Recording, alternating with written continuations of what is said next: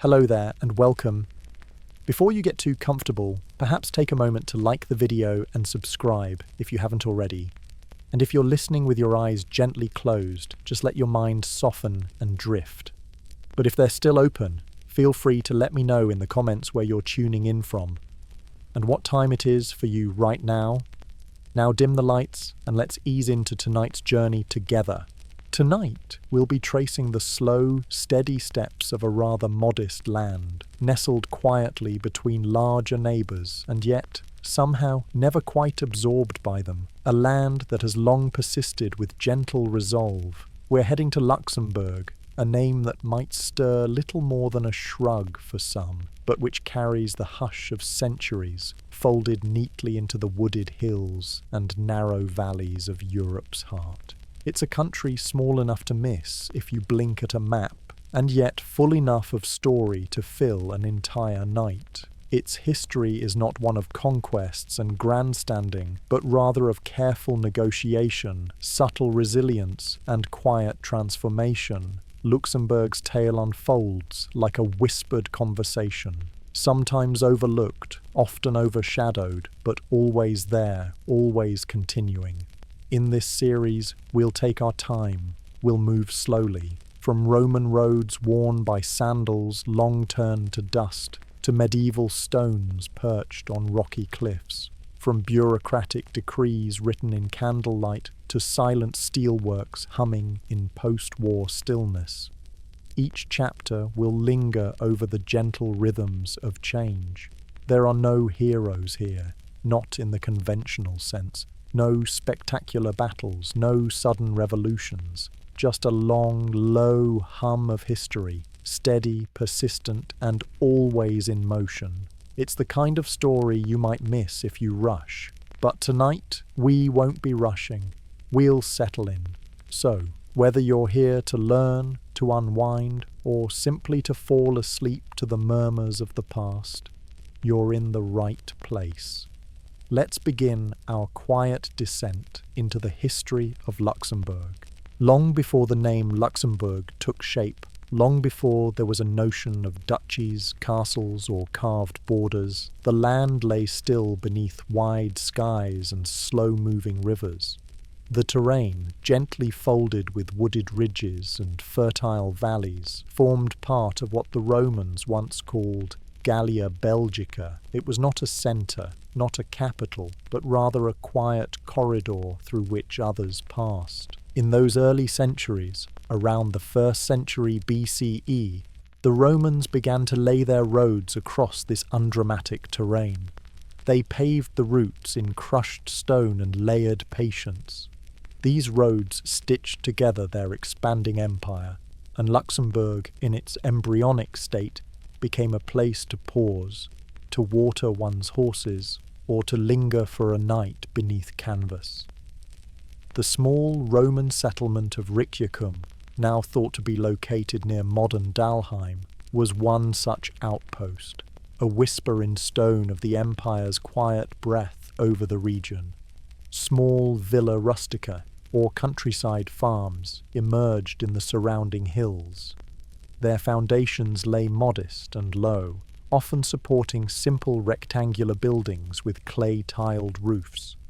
They weren't bustling towns nor fortresses, but they provided sustenance, a rhythm of planting and harvest, and a gentle domesticity that would echo through centuries. Here, families tilled the land and tended to animals, living lives that rarely stirred the interest of chroniclers, but they endured. By the 3rd and 4th centuries, the Roman Empire had begun to strain, the borders frayed. In the lands that would one day become Luxembourg, fortifications were raised, not grand battlements but small defences, a quiet acknowledgement that times were turning. Germanic tribes pressed inward from the east. The Franks, in particular, moved gradually through the region, blending conquest with settlement, conflict with cohabitation. There were no decisive battles to mark their arrival, no recorded speeches or formal treaties. just a slow overtaking, a turning of the cultural soil. By the 5th century, the Western Roman Empire had crumbled, and with it, much of its administrative structure. Roads once kept with Roman precision began to falter. The outposts were abandoned or repurposed. Luxembourg's land entered what historians often call the early Middle Ages, but for those who lived through it, it was simply life as it was, quieter, more local, more beholden to seasons and soil than to distant emperors. Small monastic communities began to emerge by the 6th and 7th centuries.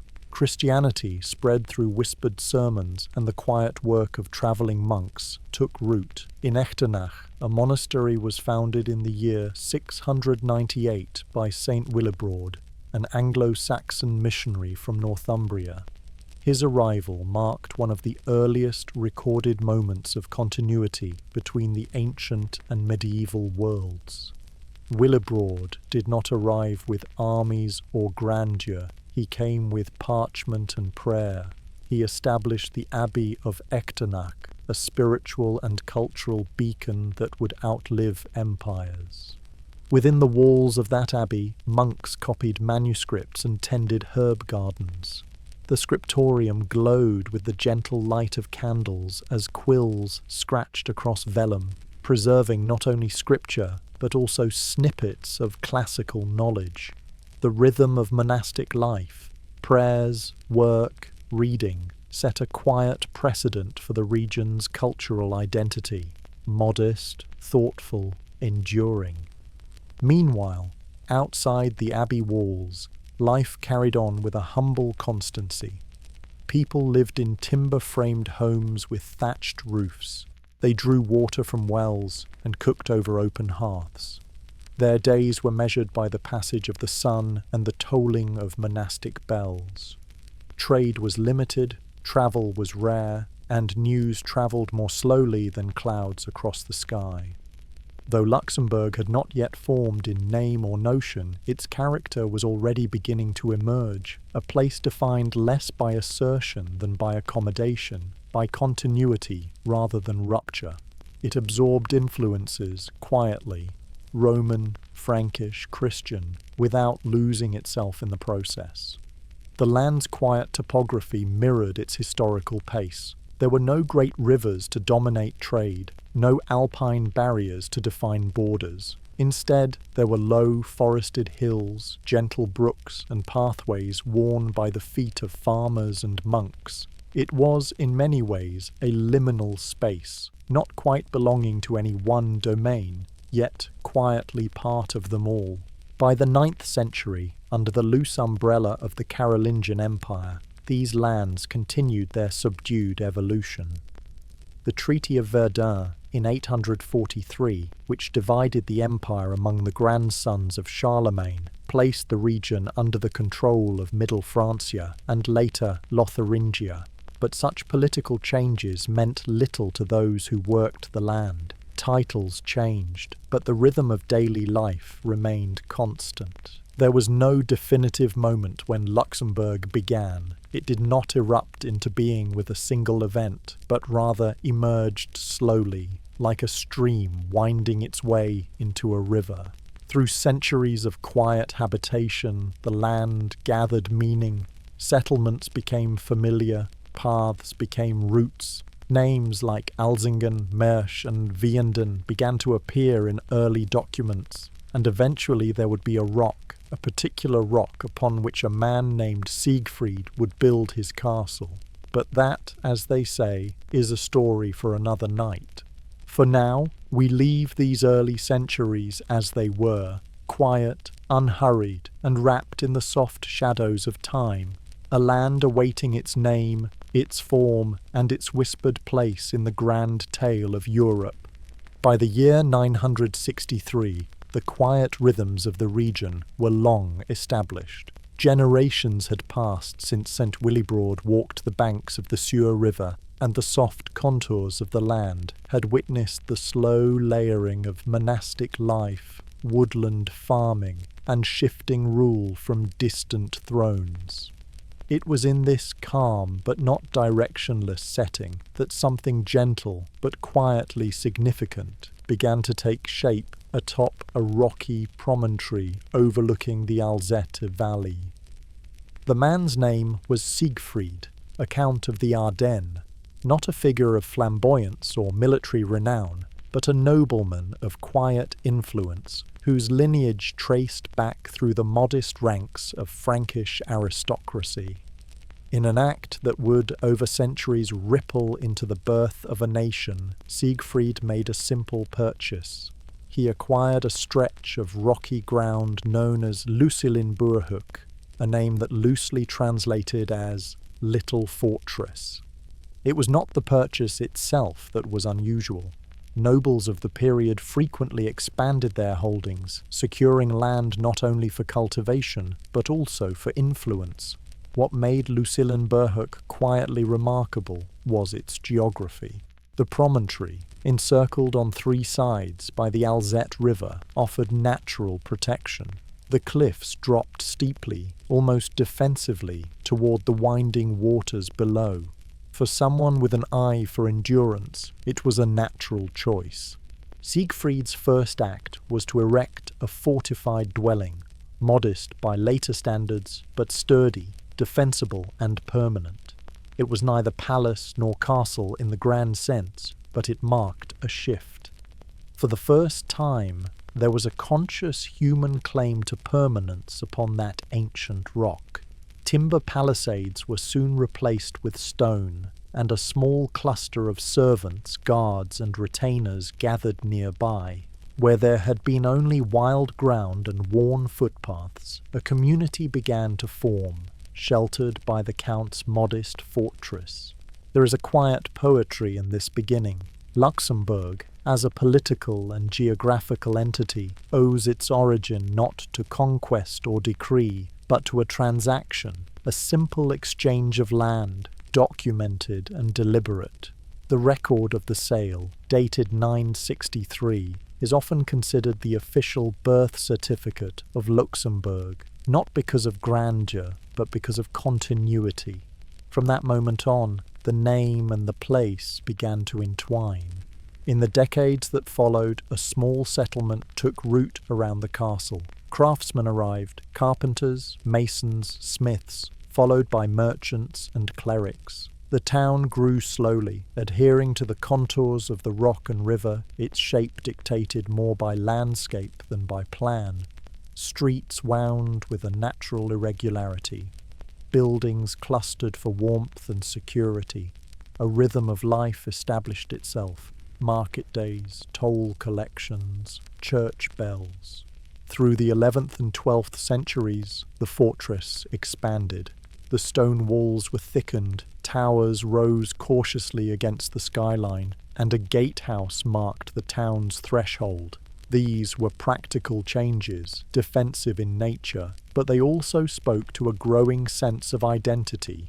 The people who lived beneath the castle's shadow began to think of themselves not only as townsfolk, but as Luxembourgers, though they would not have used that term just yet. Religious life, always a quiet underpinning, flourished in step with the town's physical growth. Churches were founded, their bells marking the passing hours. The Abbey of Altmünster was established on the plateau above, drawing monks and scholars into the town's orbit. They brought with them not only knowledge, but a sense of rootedness, of settled tradition. Within the abbey walls, scripture and commentary were copied by hand. In candle-lit silence, Latin texts were penned, one patient letter at a time. The Counts of Luxembourg, descendants of Siegfried, emerged as minor but stable figures within the wider Holy Roman Empire. Their influence was not immediate nor overwhelming, but rather cumulative. They expanded their holdings gradually, marrying into neighboring families, securing feudal allegiances, and administering their lands with a kind of quiet diligence. By the 13th century, they had become one of several noble houses vying for attention within the patchwork of imperial territories. Meanwhile, life in the growing town continued with its quiet regularity. The seasons brought familiar tasks, ploughing, sowing, reaping, while local trades provided modest but stable livelihoods. Tanneries worked their hides near the river, their pungent air thick with history. Bakers rose before dawn to stoke ovens that had warmed the same walls for generations. Children played in the shadow of thickening walls, and elders spoke of the changes they'd seen in measured tones. The castle, though never imposing by European standards, came to symbolize continuity. It was neither the grandest nor the most formidable, but it was enduring. And in its endurance, it offered something rare in medieval Europe: stability. By the late 13th century, Luxembourg was no longer merely a place. It had become a principality in practice, if not yet in name. Its counts commanded respect within imperial circles, and its modest capital stood as a symbol of perseverance, humble but unbowed. Siegfried himself would not have seen any of this. He died not long after founding his fortress, and his legacy, like so many in history, was only shaped in retrospect. Yet there is something gently satisfying in knowing that from his simple act, a land purchase on a rocky bend, came the slow unfolding of a country's story, not in fanfare, but in steadiness, not with battle cries, but with bricks and bells. And so Luxembourg emerged, as it always would, quietly, deliberately, and with a patient sense of place, a castle on a rock, a town in its shadow, and a people slowly gathering their sense of who they were. As the 11th century gave way to the 12th, and then the 13th, the county of Luxembourg began to assume a shape and rhythm that was distinct, though still modest in the greater tapestry of medieval Europe. The castle, founded by Count Siegfried upon the rocky promontory, remained the heart of the town, but the land that surrounded it, gently sloping, wooded and webbed with small rivers, was now marked by fields, hamlets, and the slow breath of feudal life. This period is not one of stirring events or grand dramas, but rather one of steady continuity. In the quiet corners of the county, life proceeded in accordance with long-settled patterns. Serfs tended their strips of land, small holdings often divided among families, cultivated with wooden ploughs drawn by oxen.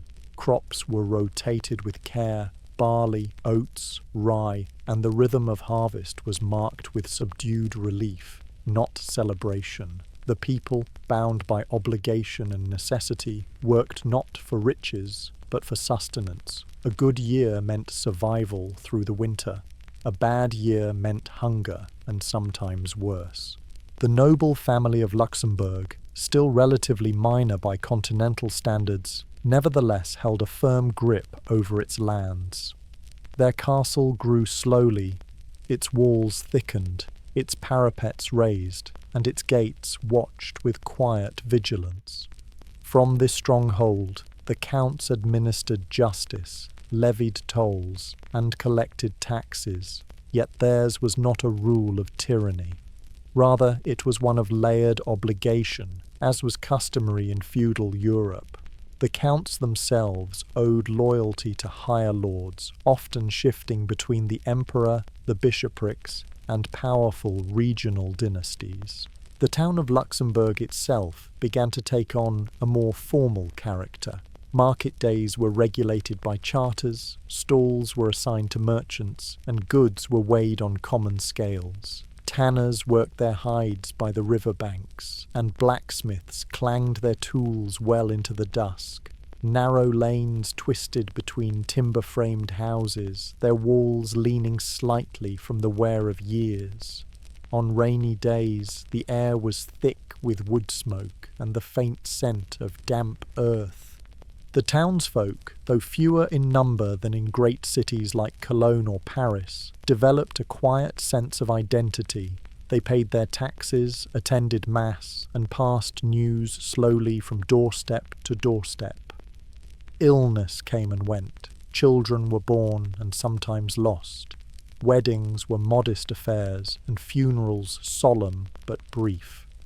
The church stood at the centre of each district, its bells the loudest voice most people would ever hear. Religious life played an increasingly prominent role, both spiritually and practically. The Abbey of Altmünster and, later, the more imposing Neumünster Abbey served as centres of learning, administration, and refuge.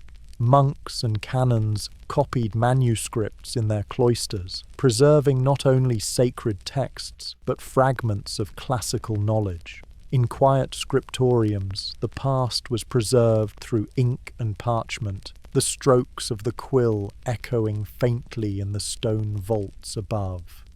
Throughout the countryside, smaller parish churches dotted the landscape. Many were built from local limestone, with squat towers and small, rounded windows. Inside, the walls were often whitewashed, adorned with simple frescoes depicting biblical scenes in muted colours.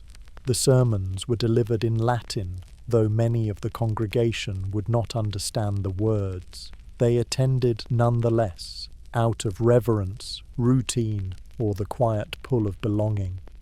The 13th century brought with it subtle change. The population, though still sparse by modern standards, began to grow. Improved agricultural techniques, such as the heavier plough and more efficient use of horses, allowed slightly larger yields. Villages slowly expanded. A few of the more ambitious townsfolk sent their sons to study in nearby cities. A merchant class, still embryonic, began to form. Meanwhile, the ruling House of Luxembourg began to look beyond its immediate borders. Through careful marriages and steady allegiance to the Holy Roman Empire, the Counts of Luxembourg began to accumulate titles and lands. Though they did not seek conflict, they were not passive either. They negotiated, they intermarried, and they waited. Ambition, in this period, was a patient thing. In 1247, Count Henry V, known as Henry the Blonde, issued a charter granting the town of Luxembourg its first formal rights. It was a small but telling moment. The charter allowed for limited self-governance, including the election of local officials and the establishment of trade regulations. This marked the beginning of a slow transition from feudal lordship to civic identity. The townspeople, while still loyal to their count, now had a framework to shape their own affairs. It is tempting, with hindsight, to see this as a clear step toward modern statehood, but at the time it was likely regarded more as a practical convenience. The count needed revenue, and a town with formal rights was more economically useful. The townspeople, for their part, valued predictability and protection. Autonomy, if it was felt at all, was quiet and partial. The landscape remained largely unchanged. The valleys were still green, the hills still wooded. Cattle grazed near stone crosses marking the roads. Traders came from Trier, Metz, and further afield, their carts creaking with cloth, salt, and grain. Inns offered warmth and simple food, stew, bread, ale, for those who passed through. But most people did not travel far. A journey of 10 miles was still a day's work. By the late 13th century, Luxembourg had grown, not dramatically, but noticeably. Its castle stood stronger, its town more structured, and its counts more entwined with the affairs of the wider empire. Yet for most who lived there, life remained cyclical and close to the earth. The county was still a place in the shadows, not of insignificance, but of quiet persistence. A place where time moved more slowly, and where history gathered not in bursts, but in layers. And so, the county of Luxembourg settled into its role, a small but steady corner of medieval Europe, shaped not by grand design, but by the steady accumulation of days. As the 14th century dawned, the county of Luxembourg stood at a quiet crossroads. Its lands were still modest in size, its population humble, and its towns orderly but far from opulent. Yet the ruling family, the House of Luxembourg, had begun to look outward with a keen and patient eye. What followed was not a transformation of the land itself, which continued in its soft rhythms, but rather an expansion of influence, stitched quietly into the fabric of European power. In the year 1308, a moment of unexpected elevation arrived. Henry VII, Count of Luxembourg, was elected King of the Romans, effectively placing him in line to become Holy Roman Emperor. It was a rise more remarkable for its quiet surprise than for any bold campaign. Henry was not a man of military flamboyance or overwhelming wealth, but rather of moderation, diplomacy, and shrewd alliances. His election spoke to the complexities of imperial politics, where compromise rather than conquest often paved the way to power. His coronation in 1312 as Holy Roman Emperor marked the beginning of the Luxembourg dynasty's imperial chapter.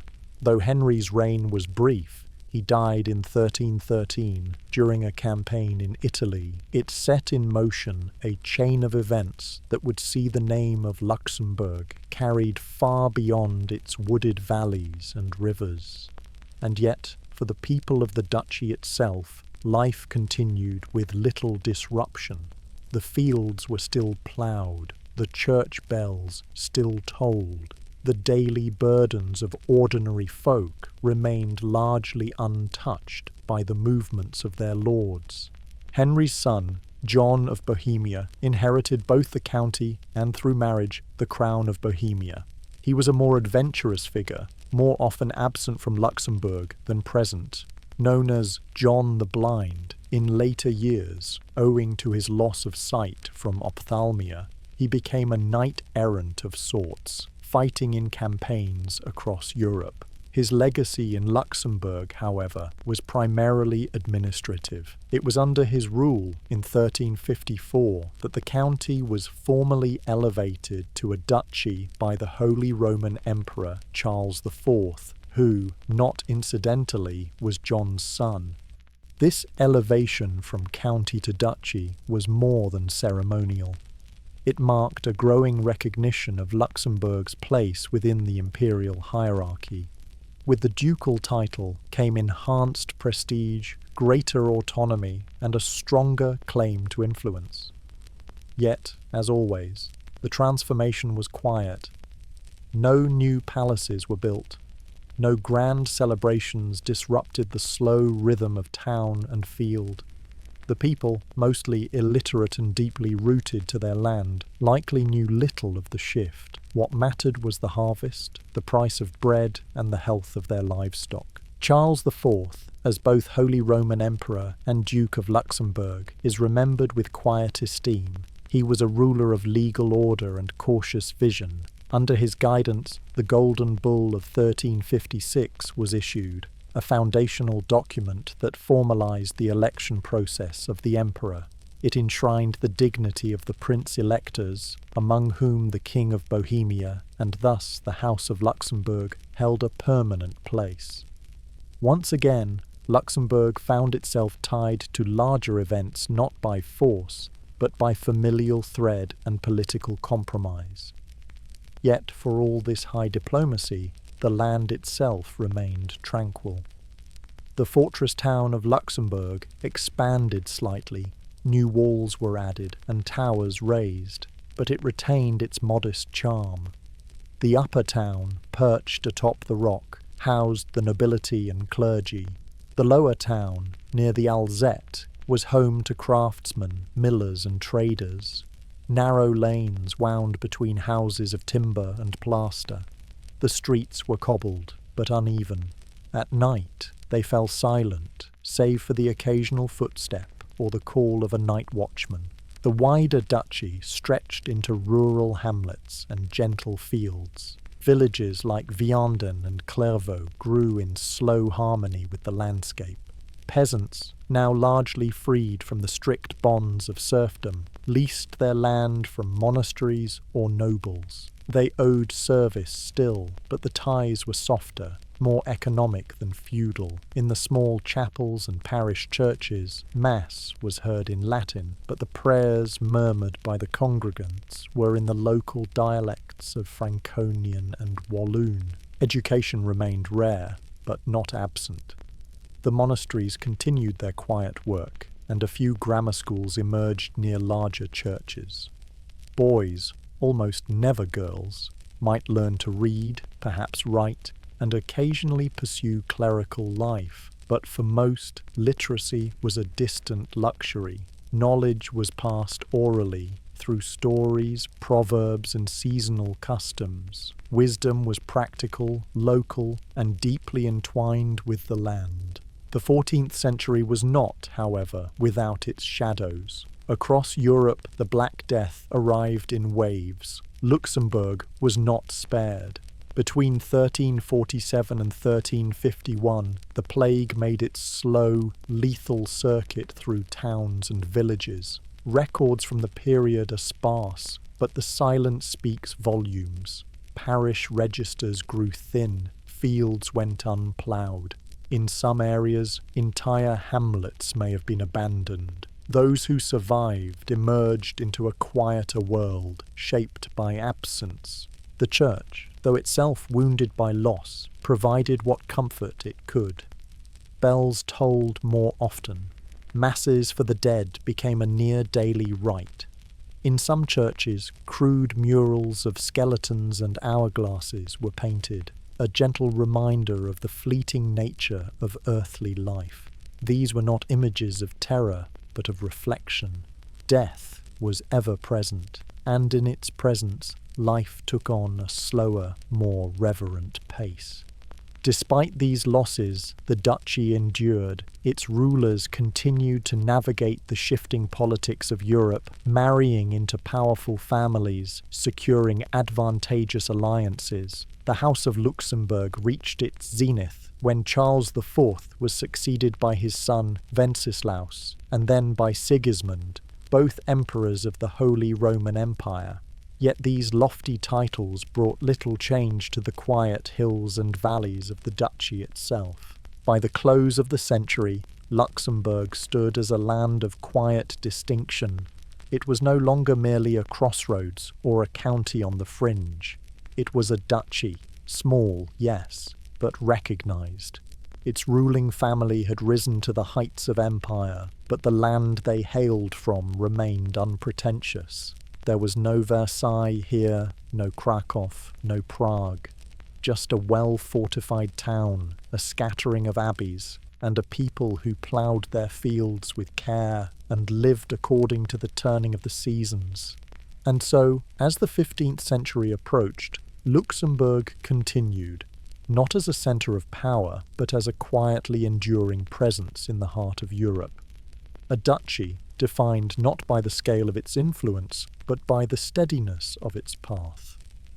As the 15th century progressed into its second half, the fortunes of the ruling House of Luxembourg began to wane. After a brief century of imperial reach, the family that had once produced emperors and kings began to fade gently from the stage of European politics. Internal strife, succession disputes, and the persistent complexities of dynastic inheritance gradually loosened the family's grip on its ancestral lands. In 1443, a subtle but significant turning point arrived. The Duchy of Luxembourg, by then weakened and fragmented by disputes among claimants, was seized by Philip the Good, Duke of Burgundy. His armies entered the town with little resistance, and for the people of Luxembourg, there was likely no great outcry, no dramatic defence. The shift was not one of siege or sack, but of administration and allegiance. The familiar rhythms of life continued as they always had, now under a new coat of arms. The Burgundians, though powerful and outwardly grand, ruled from afar. Luxembourg was not their centrepiece, but a quiet corner in their patchwork of domains, stretching from the Low Countries into eastern France. Yet the town and duchy were not neglected. Under Burgundian influence, administrative practices were refined. Record-keeping grew more structured. Roads and defences saw modest improvements. But life, in its essence, changed little for those who tilled the soil or sold goods at the market. In the city of Luxembourg itself, the presence of the new rulers was most visible in heraldry, coats of arms displayed on gates and official documents, and in the officials who arrived to oversee matters of finance and order. The old nobility, those not already absorbed into Burgundian favour, adjusted their loyalties with quiet pragmatism. A new overlord had arrived, but the land remained the same, its contours unchanged, its seasons familiar, its people rooted. Philip's son, Charles the Bold, inherited the duchy along with the rest of Burgundy's sprawling territories. His rule, though ambitious elsewhere, brought little disturbance to Luxembourg. Charles spent his energy on grand campaigns and diplomatic entanglements, far from the calm valleys of the Alzette. When he died in 1477, his only heir, Mary of Burgundy, married into the powerful Habsburg family, a union that would bring Luxembourg and much of the Burgundian inheritance under Habsburg control. Thus, with little ceremony or resistance, the duchy passed into the hands of one of Europe's most formidable dynasties. For the ordinary Luxembourger, the change may have meant little. Taxes were still collected, the church remained a constant presence, and the town continued its slow growth along the contours of the rock. Yet the political significance was not without weight. From the late 15th century onward, Luxembourg would be entwined with the fate of the Habsburg Empire, its fortunes rising and falling with the great slow tide of Central European politics. Under the Habsburgs, Luxembourg became part of what was known as the 17 Provinces, a loose collection of territories encompassing modern Belgium, the Netherlands, and parts of northern France and western Germany. Though small and peripheral within this grouping, Luxembourg maintained a quiet coherence. It was governed by provincial councils and magistrates who managed local affairs with an air of careful continuity. The 16th century brought with it a wave of changes, religious, economic, and cultural, that swept through much of Europe. The Reformation, ignited by Martin Luther's theses in 1517, sent tremors through the Catholic world. In Luxembourg, however, the impact was muted. The duchy remained largely loyal to the old faith. Protestant preaching was not unknown, and books sometimes circulated in secret. But the monasteries held firm, the churches kept their mass, and the people, by and large, continued in the ways of their forebears. In many ways, Luxembourg's geography helped to insulate it. Nestled among hills and bordered by larger, more assertive powers, it was rarely a first destination for reformers or agitators. The duchy's towns were small, its population sparse. Rural life dominated, and with it came a kind of cultural conservatism, practical, devout, and slow to change. The Habsburgs, for their part, were keen to preserve order in their provinces. They appointed governors and councils to ensure that Luxembourg, like the other territories of the 17 provinces, contributed to the imperial coffers and upheld Catholic orthodoxy. The response to Protestantism across the region grew more severe as the century progressed, particularly under Philip II of Spain. Though Luxembourg was never a centre of revolt like the northern provinces, the effects of these tensions were felt in the tightening of religious oversight and the occasional arrest or exile of those suspected of heresy. Yet even during these strained years, daily life remained much the same. Farmers continued to sow and reap. Townspeople bought and sold goods under the gaze of civic towers. Children were baptized, married, and buried within the same stone churches as their grandparents. the duchy's castles, Vianden, Borscheid, and Clairvaux among them, stood as quiet sentinels, their walls weathered by time and storm. In the arts and letters, the region's modesty did not preclude participation. Scribes and scholars in Luxembourg contributed to the preservation of Latin texts, ecclesiastical commentaries, and legal documents. A few printing presses appeared in the larger towns, producing religious tracts and official decrees. Most literature, however, arrived from outside, carried in saddlebags, read aloud in market squares, or passed hand to hand among the educated few. By the end of the 16th century, Luxembourg found itself increasingly drawn into the conflicts between the Spanish Habsburgs and the rebellious provinces to the north. Though the duchy never fully joined the Dutch revolt, it became a place of passage and supply, a quiet logistical thread in a far louder tapestry of war. Garrisons were stationed in the town, roads were reinforced, fortifications were updated to withstand the new realities of gunpowder and cannon. And still, life continued. The fields turned brown in autumn, green in spring. The abbeys rang with chants. Bakers rose early to prepare their loaves. The people of Luxembourg had grown used to distant rulers, first Burgundian, then Habsburg, and now Spanish. They endured, as they always had, not through rebellion, but through adaptation. In many respects, these were the quiet years of Luxembourg's history, not uneventful, but marked more by continuity than by rupture. The duchy was ruled from afar, its affairs managed by officials loyal to a distant crown. But the spirit of the land, the slow turning of seasons, the hum of daily tasks, the persistence of local customs remained rooted. It was a land neither forgotten nor fully noticed, a place at the edge of things and yet always part of them, a duchy nestled in the folds of empire, watching history pass by with quiet eyes. As the 17th century progressed, Luxembourg found itself becoming less a duchy of agricultural rhythms and more a keystone in the military strategies of Europe's great powers. Its geography, long a source of quiet continuity, now began to mark it out as a strategic asset.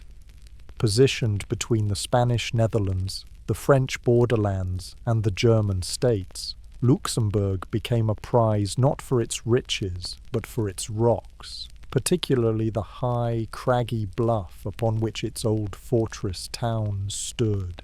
By now, the town of Luxembourg had been fortified repeatedly. From its earliest walls, built around the original Lucilin-Behuc castle, to the Burgundian expansions and Spanish modifications, the town had grown a shell of stone that seemed almost part of the rock itself. Yet the art of warfare was changing. With the steady improvement of artillery, cannon, mortar, and gunpowder, new designs were needed. It was during this period that Luxembourg became one of the most heavily fortified cities in Europe, often referred to in later centuries as the Gibraltar of the North. Under Spanish Habsburg control, the town's fortifications were significantly modernized. Engineers built bastions, hornworks, and ravelins, geometric structures designed to absorb cannon fire and protect the walls behind them. Deep ditches were carved, and tunnels were dug into the Bock promontory itself, creating a network of subterranean casemates that could house soldiers, artillery, and stores. These were not hasty defences, but long measured works of engineering. Over decades they grew to encircle the town like a stone embrace.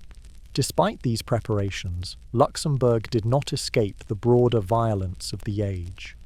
The 30 Years' War, a conflict that drew in much of continental Europe, passed close by. Though the duchy was spared the worst devastation, it experienced the constant presence of soldiers, requisitions of food and lodging, and the fearful tension of awaiting siege.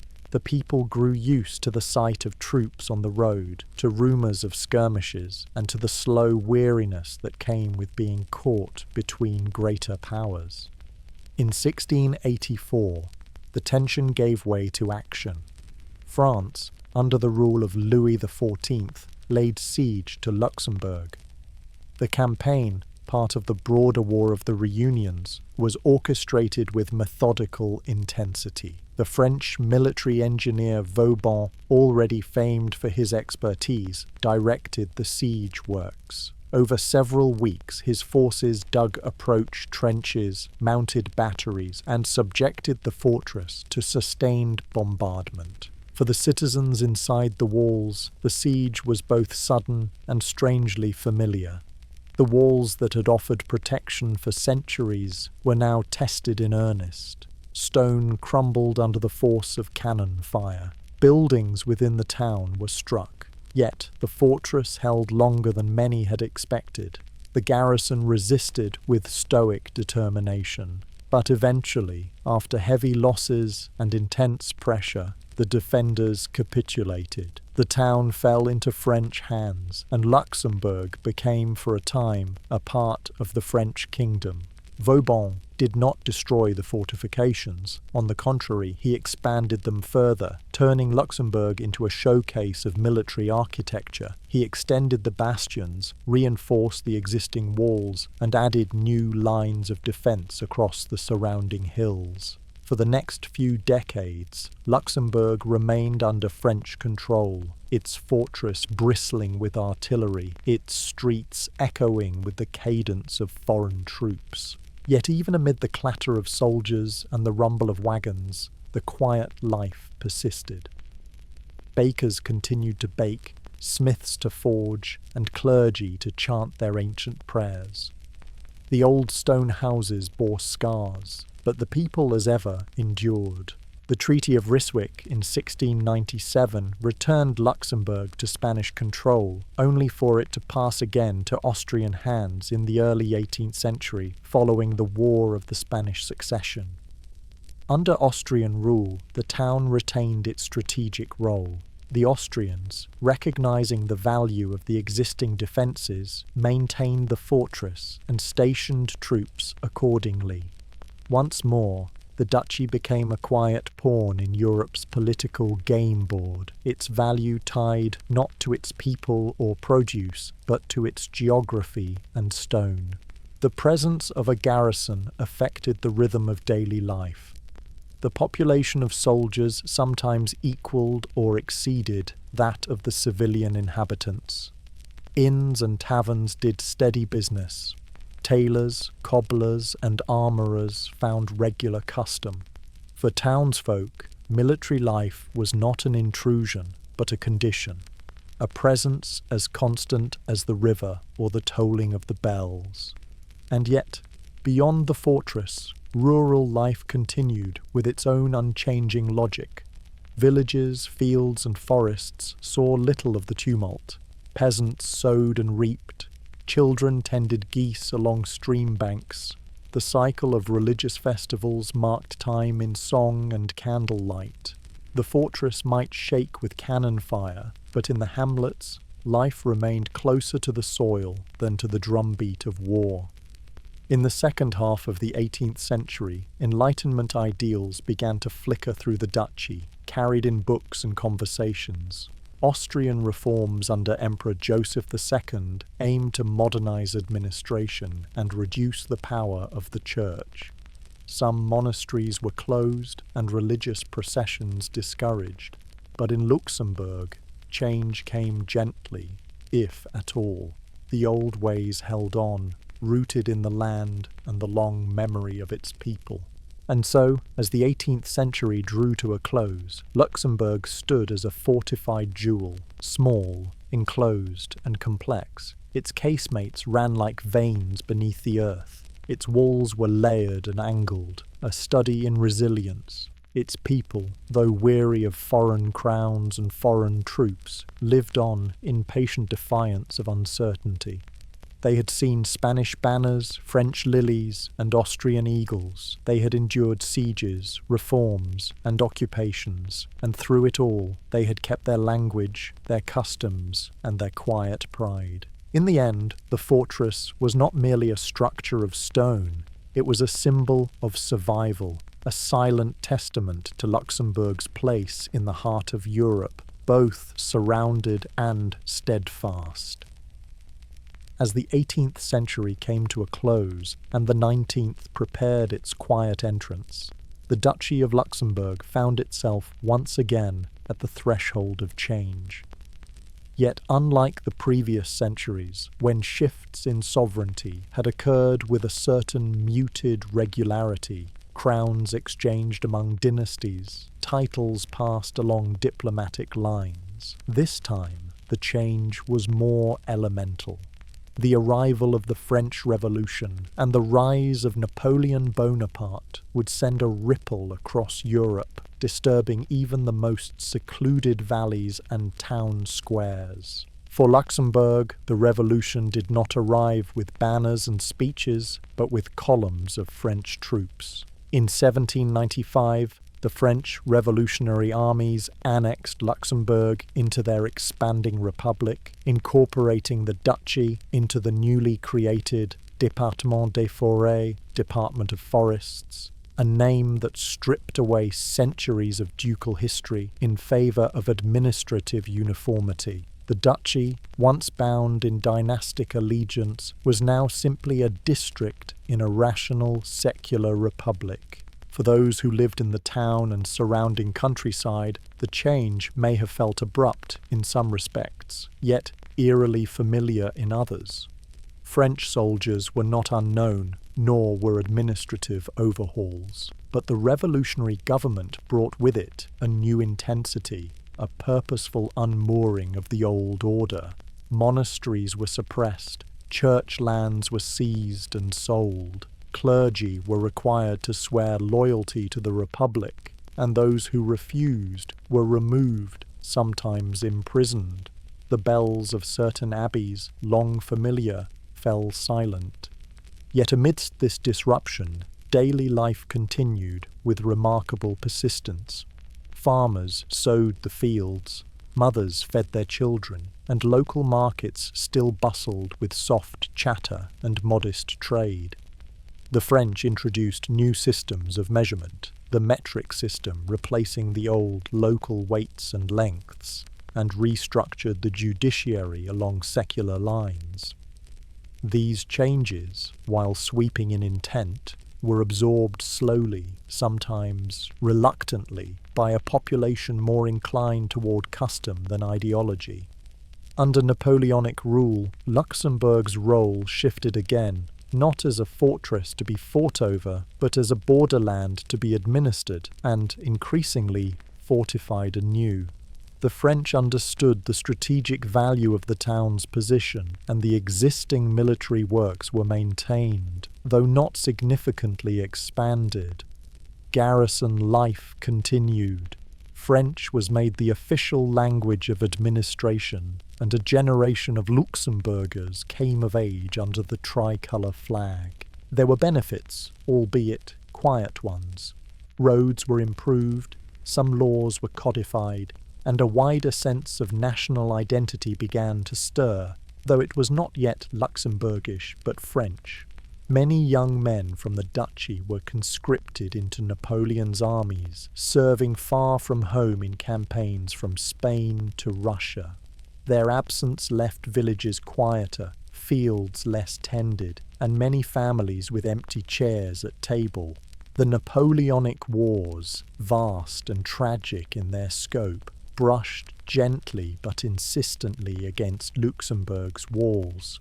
When Napoleon was defeated in 1814, and again in 1815 after Waterloo, the duchy stood at yet another political threshold.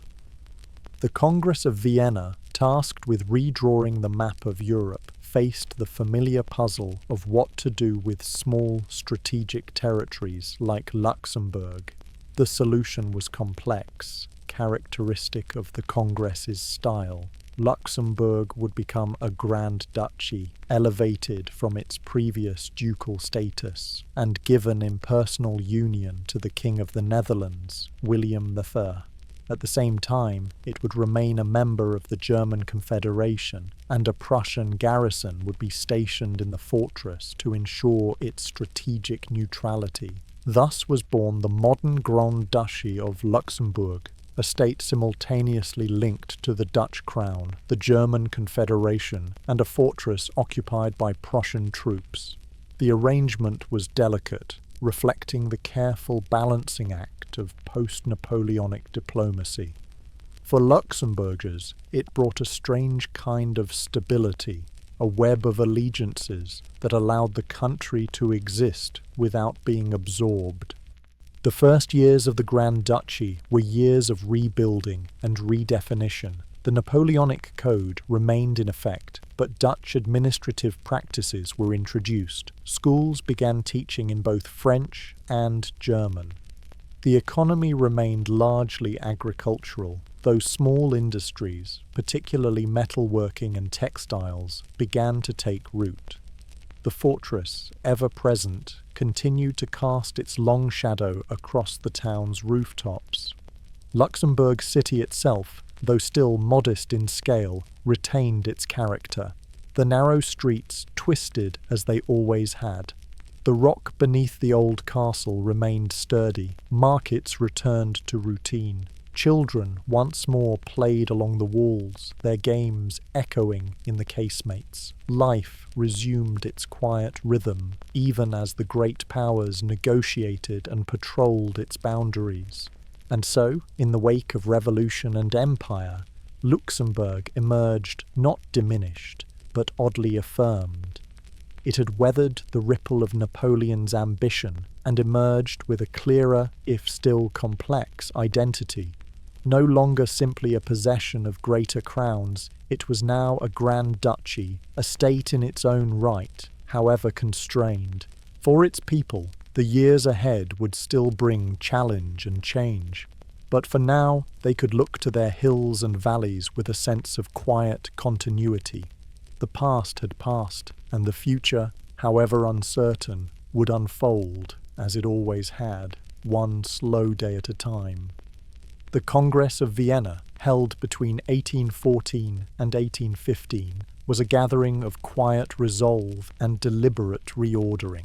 After more than 2 decades of near-constant conflict, Europe's great powers convened not to celebrate, but to stabilize. Their goal was restoration, a return to pre-revolutionary order, and the drawing of lines that might, they hoped, prevent another cascade of upheaval. Luxembourg, small and worn by history, sat at the edge of these negotiations, its fate entwined with larger calculations. Though it had played no major part in Napoleon's grand strategies, its fortress, solid, perched high above the Alzette, had long drawn the attention of military minds. The Congress recognized this, and in a decision shaped more by geopolitics than geography, Luxembourg was elevated from a duchy to a Grand Duchy. The new Grand Duchy was granted to William I of the House of Orange-Nassau, already King of the United Kingdom of the Netherlands. The arrangement was one of personal union. William would wear 2 crowns, but the 2 states remained legally distinct. At the same time, Luxembourg was admitted as a member of the newly established German Confederation, a loose association of German-speaking states designed to replace the defunct Holy Roman Empire. To further secure this arrangement, the Prussian army was granted the right to garrison troops in the fortress of Luxembourg City. It was a compromise, born not of enthusiasm, but of strategic concern. The fortress, still among the strongest in Europe, would serve as a bulwark against any future French aggression. And so, while the Grand Duchy came into being with formality and documents, it also came into being under watchful eyes and foreign boots. For the people of Luxembourg, the shift may have felt distant at first. The fields were still furrowed by familiar hands. Churches continued their quiet rituals. Markets were held at regular intervals, and children attended schools where instruction now included elements of both Dutch and German. Yet over time, the complexities of the arrangement began to settle into daily life. The personal union with the Netherlands brought administrative changes. Dutch officials arrived to oversee local governance. Dutch became a language of bureaucracy, used in government offices and legal decrees. French, long the language of education and elite communication, was now joined, and sometimes replaced, by this new administrative tongue. German, already spoken in many rural areas, remained present through the Grand Duchy's association with the German Confederation. This linguistic layering shaped the emerging Luxembourgish identity. People spoke one language at home, another in church, a third when dealing with the state. Out of this mosaic, the seeds of a distinct national consciousness were quietly sown, not through rebellion or ideology, but through daily adaptation. Over time, the local dialect, an amalgam of Germanic roots with French influences, would come to be recognized as Luxembourgish, a quiet marker of continuity amidst change. Economically, the Grand Duchy remained largely rural. Agriculture dominated. Small workshops dotted the towns, producing leather goods, cloth, and tools. Roads were uneven, and travel remained slow. Yet there were signs of modest progress. Postal routes improved, and trade began to flow more regularly, particularly with the German states. The presence of Prussian troops, while not always welcome, brought some economic stimulus. Inns filled, taverns found steady custom, and local suppliers were called upon to meet the needs of the garrison. Tensions did simmer beneath the surface. Many Luxembourgers, particularly in the south, felt closer in language and culture to France than to the Netherlands. The imposition of Dutch authority, though relatively mild, was met with quiet resistance. French language newspapers circulated. Clergy and educators often preferred the older ways. This cultural tension remained subdued for much of the early 19th century, but it would later surface more clearly. In 1830, when revolution erupted in Brussels and the southern provinces of the Netherlands declared independence, forming what would become Belgium, Luxembourg found itself caught in the middle. Many in the southern part of the Grand Duchy supported the Belgian cause, sharing language and sympathies. For several years, the future of the territory hung in quiet uncertainty. Both the Netherlands and the new Belgian state claimed Luxembourg. Meanwhile, Prussian troops remained in the fortress, guarding a neutrality shaped by treaties, not consensus. The Treaty of London, signed in 1839, brought a resolution, carefully drawn and reluctantly accepted. The Grand Duchy would be divided. The western part, primarily French-speaking, would be ceded to Belgium. The eastern part, including Luxembourg City and the surrounding countryside, would remain under the rule of the Dutch crown and retain its status as a Grand Duchy within the German Confederation.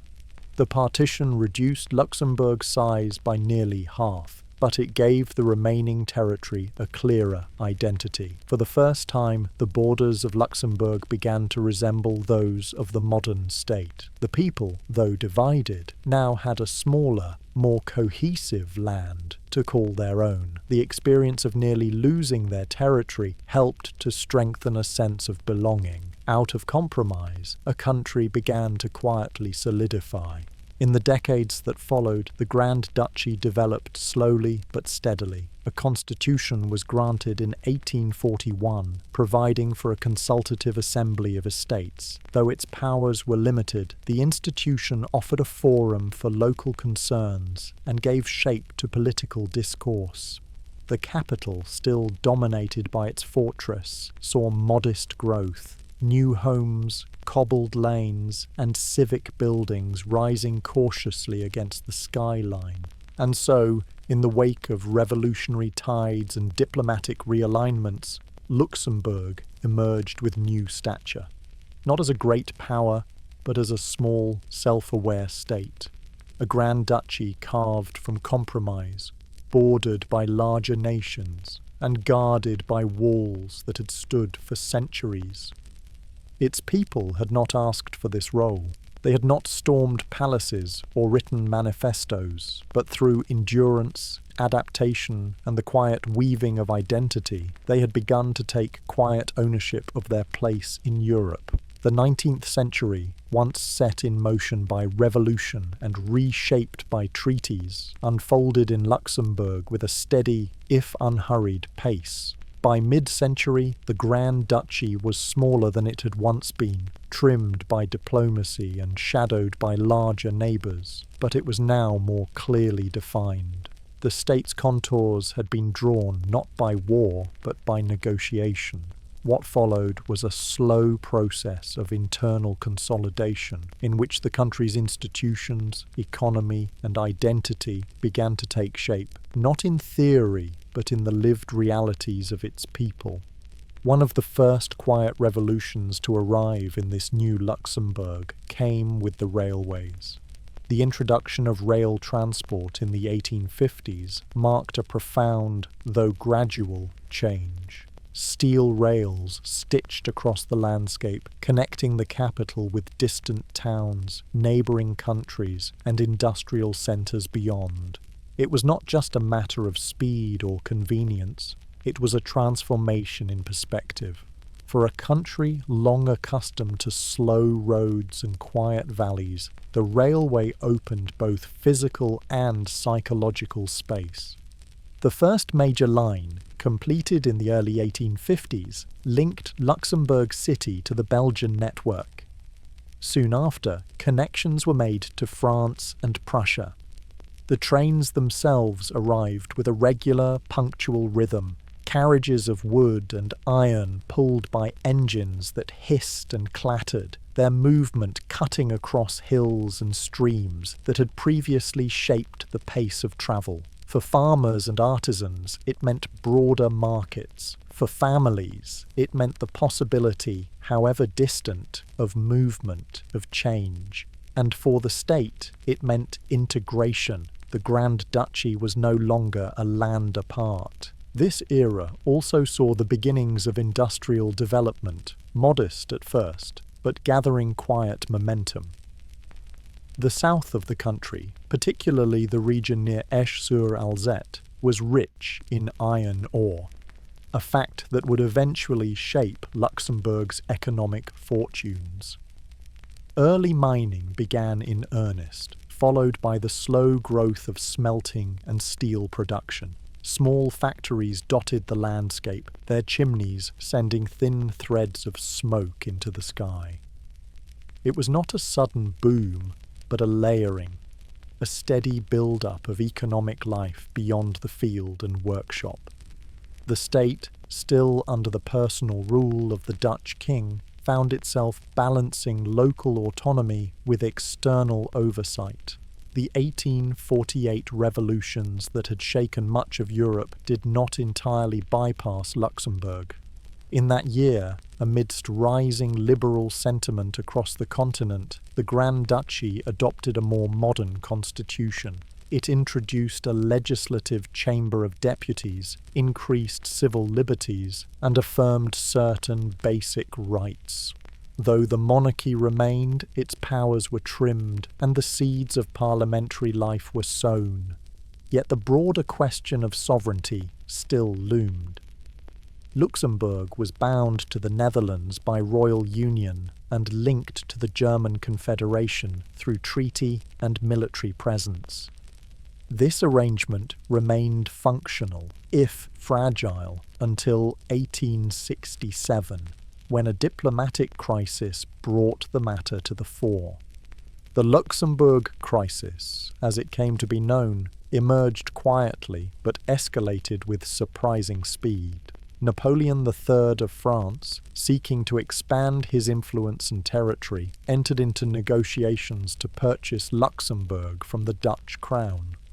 King William III, facing internal pressures and the complex realities of ruling two distinct territories, appeared willing to consider the sale. But this proposal alarmed Prussia, which saw Luxembourg's fortress and its strategic position as essential to its own interests.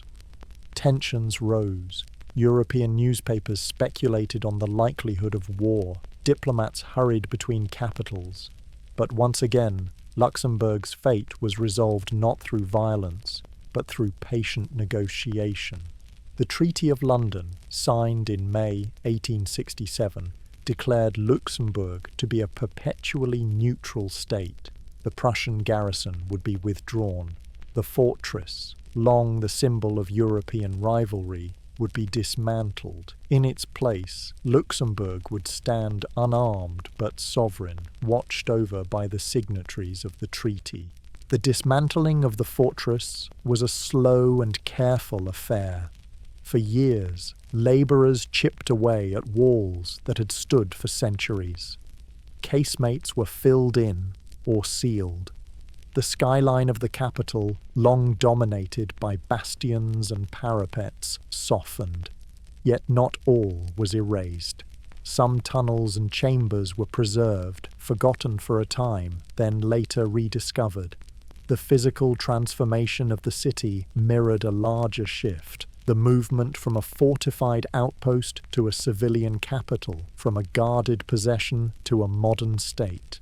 With neutrality now enshrined, Luxembourg turned inward. The latter decades of the 19th century were marked by steady institution building. Railways expanded, postal services improved, schools became more widespread. The state introduced civil registration, reformed its judiciary, and began to shape a modest civil service. These were not grand gestures, but gradual alignments with the quiet machinery of European governance. The population, though still small, grew steadily. Towns like Esch, Differdange, and Dudelange expanded with the rhythm of industry. Immigrants arrived from neighbouring regions, German labourers, Belgian miners, French craftsmen, bringing their languages and customs. Luxembourgish society, always linguistically diverse, adapted as it always had. French remained the language of law and culture. German retained its place in administration and education. And Luxembourgish, the dialect of hearth and market, endured. National identity, once an indistinct blend of loyalty and locality, began to take firmer shape. The state introduced symbols, a flag, a coat of arms, postage stamps. National holidays were observed. A quiet patriotism, rooted more in place than in politics, emerged. People began to think of themselves not merely as subjects or locals, but as Luxembourgers. And so, as the century drew to a close, the Grand Duchy stood with greater confidence. It was still small, still surrounded by more powerful neighbours. But it was sovereign. It had weathered diplomatic storms, adopted modern institutions, and begun to carve out a space for itself in the European order. In its railways and schools, in its markets and modest factories, one could see the outlines of a nation not yet complete, but firmly begun, not through revolution or conquest, but through persistence, compromise, and quiet evolution. As the 19th century gave way to the 20th, Luxembourg entered a new era of both possibility and unease. The state had grown more coherent, more confident, and quietly prosperous. Yet its position, tucked between larger, often competing powers, remained precarious.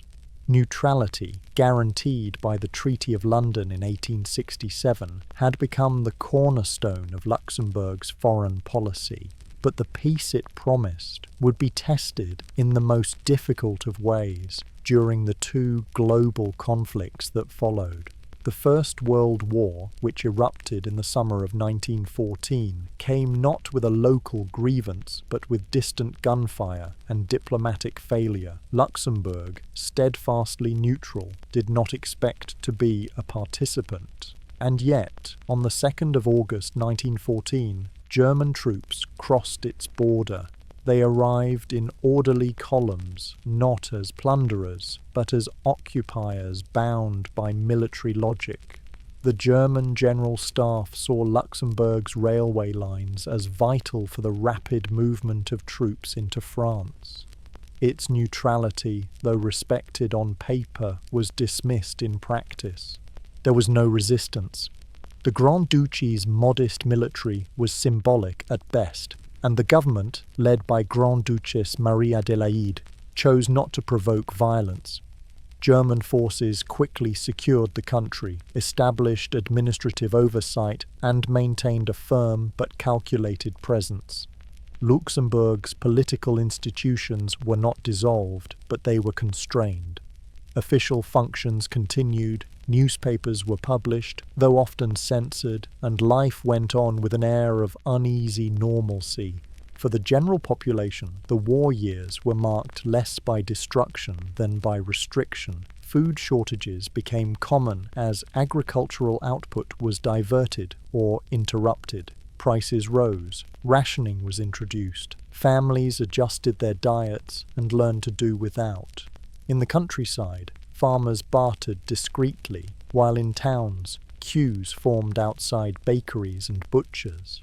The mood was subdued, a blend of quiet resilience and anxious waiting. The Grand Duchess, young and earnest, found herself in a difficult position. She attempted to maintain neutrality, meeting occasionally with German officials, offering symbolic gestures of calm, but her actions were scrutinized by all sides. Critics accused her of favoring the occupiers. Others praised her restraint. When the war ended in 1918, Luxembourg was liberated without violence, but the political consequences lingered. The post-war period brought an unexpected reckoning. Amid calls for reform and modernization, Grand Duchess Marie Adélaïde abdicated in favor of her sister, Charlotte, in January 1919. A national referendum held that same year affirmed the continuation of the monarchy, but it also confirmed the people's desire for parliamentary government. From this point onward, Luxembourg's political culture began to tilt gently toward constitutional stability, with an elected Chamber of Deputies assuming greater authority. Yet peace, as ever, was fragile. The interwar years brought a mixture of quiet progress and gathering uncertainty. Luxembourg joined the League of Nations in 1920, seeking to reaffirm its international presence. Its economy, bolstered by steel and small industry, recovered slowly. New schools were built, public services improved, and cultural life quietly expanded. But the shadow of neighboring powers loomed ever-present. The rise of Nazi Germany in the 1930s sent ripples across the continent. Luxembourg reaffirmed its neutrality, yet this time its past experience offered little assurance. On the 10th of May 1940, the Second World War arrived with brutal clarity. German forces once again crossed into Luxembourg, this time not for transit, but for full annexation. Within hours, the country was occupied. This time, the intent was total integration. The Nazis viewed Luxembourg not as a sovereign state, but as a Germanic territory to be absorbed into the Reich. The early years of occupation brought swift and systematic changes. German became the official language of administration, education, and public life. Luxembourgish institutions were dismantled. Civil servants were replaced with Nazi appointees. Political parties were banned. Schools were restructured to reflect Nazi ideology, and children were taught loyalty to a regime that sought to erase their national identity. But resistance, though quiet at first, gradually emerged. Acts of defiance ranged from subtle non-compliance to clandestine publications.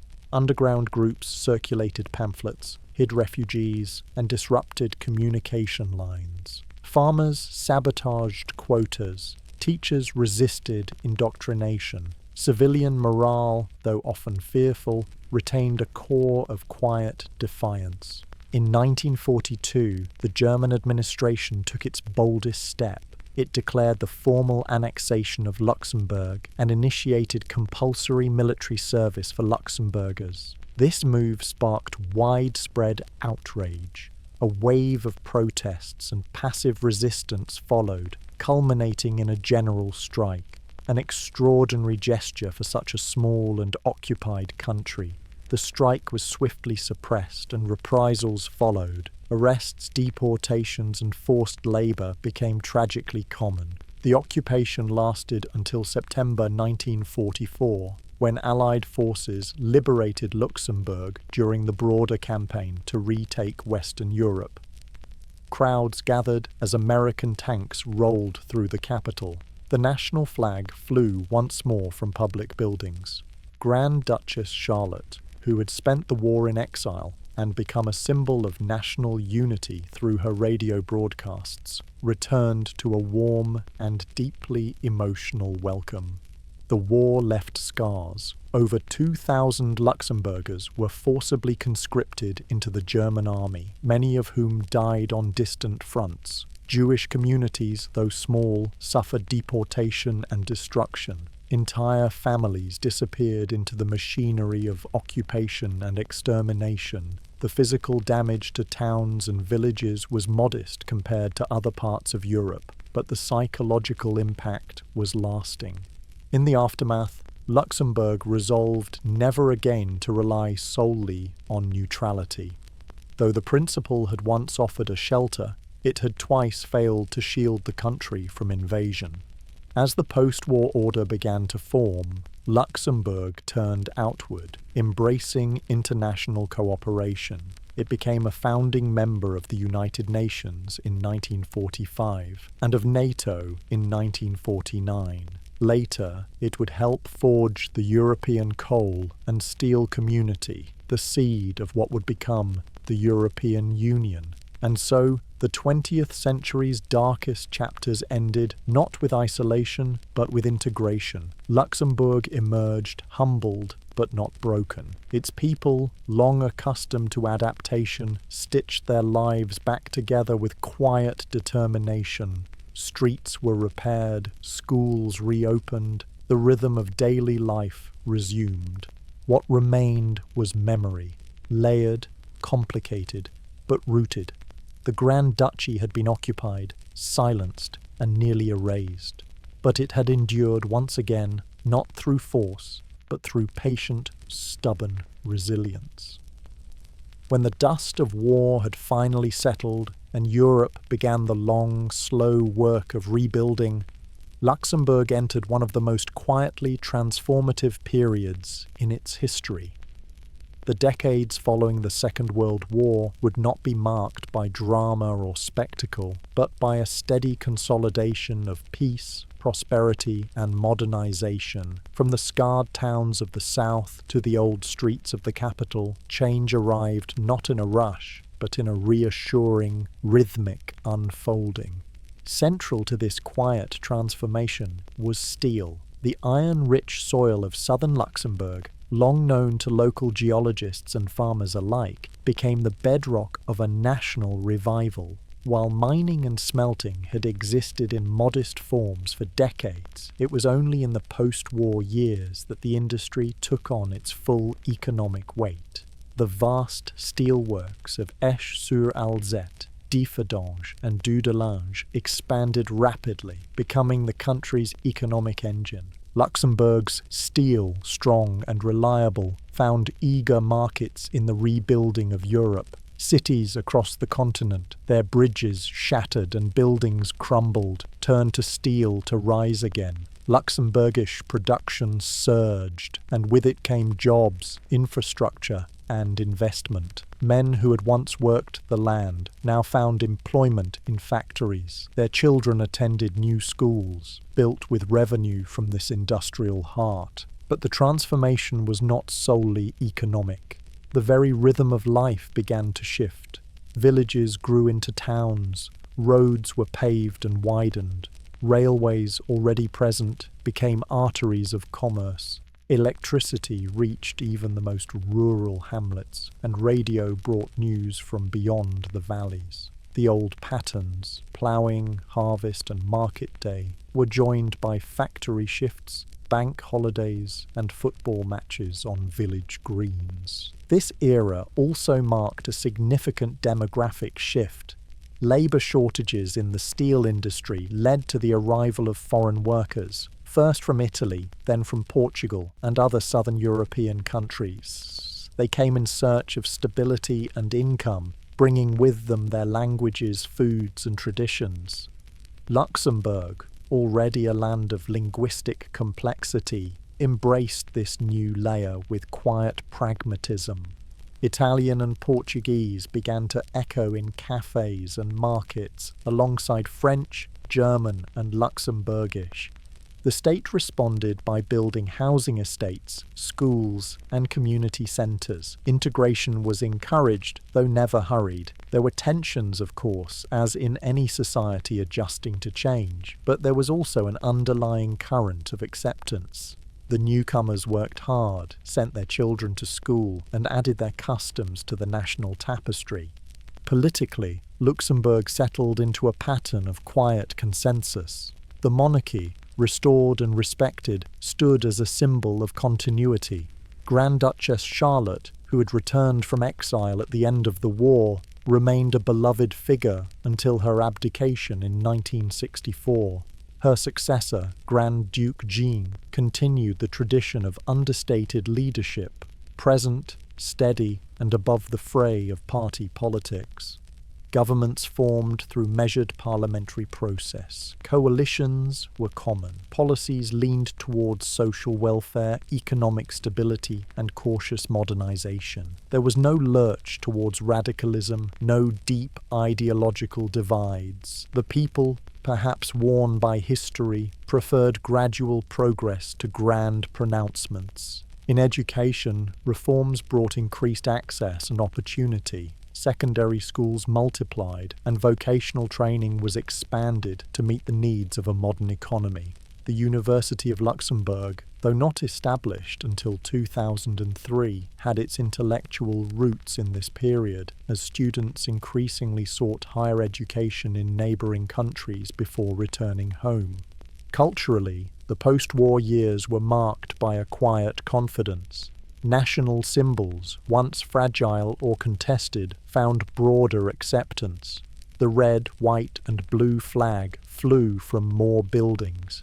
National Day, held each June, became a moment of gentle celebration. Parades, concerts, and fireworks enjoyed in a spirit more reflective than exuberant.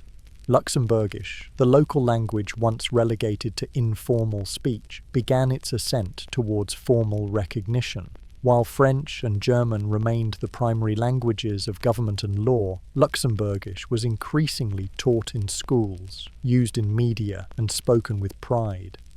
A once overlooked dialect became a badge of belonging, a gentle assertion of identity in a multilingual land.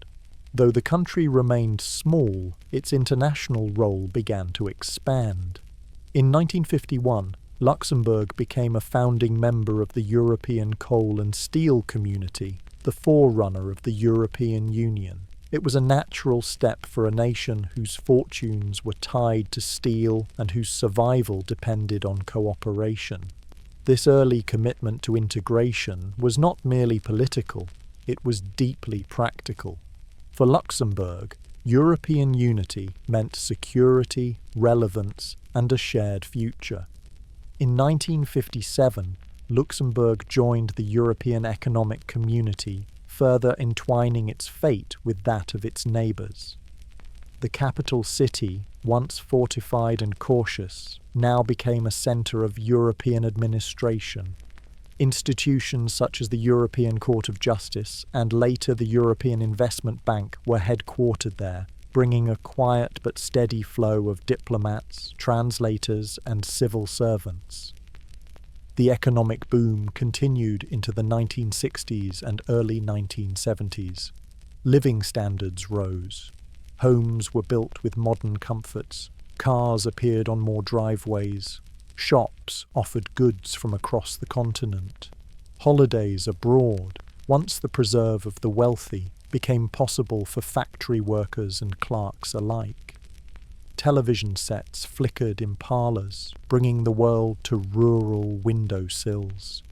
Yet through it all, Luxembourg retained its calm. There was no sudden rush towards modernity, no towering skyline or cultural rupture. The Grand Duchy moved forward with the same quiet rhythm that had carried it through war, occupation, and negotiation. Fields were still tended, local festivals still observed, and Sunday Mass still rang from village steeples. By the late 1970s, the global economy began to shift. The steel industry, once the unshakable pillar of Luxembourg's prosperity, began to face new challenges. Competition increased, prices fell, and demand fluctuated. But that is a story for the next chapter. For now, we leave Luxembourg in a moment of calm certainty. It is a small country, but not a fragile one. It is a nation forged not in revolution, but in continuity. A place where progress arrives like the seasons, patient, familiar, and quietly profound. As the 20th century approached its final decades, Luxembourg stood quietly at the centre of something much larger than itself. Though its population remained small and its land modest, the country had carved out a reputation that far exceeded its physical scale. It had become European, not merely by geography, but by orientation, commitment, and lived practice. And it had done so not with fanfare, but with deliberate steps, gentle diplomacy, and a consistent preference for consensus over confrontation. The foundations of this European role had been laid in the early post-war years when Luxembourg joined the European coal and steel community in 1951. That decision, which might have seemed technical at the time, placed Luxembourg among the core group of nations committed to a new kind of unity, economic, legal, and eventually political. As the community evolved into the European Economic Community and later the European Union, Luxembourg remained present at each turn, offering a quiet but consistent voice in the room.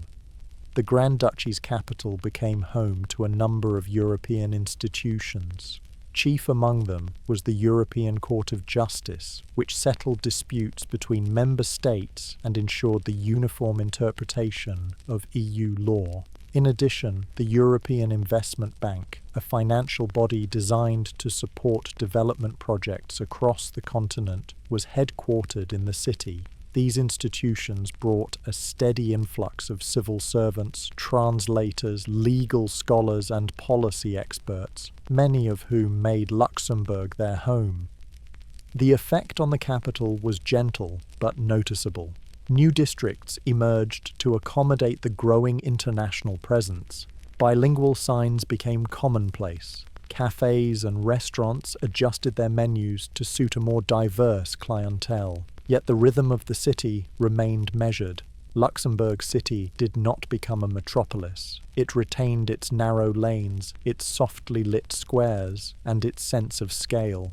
The presence of Europe was folded into the daily life of the city, like another language spoken quietly but fluently.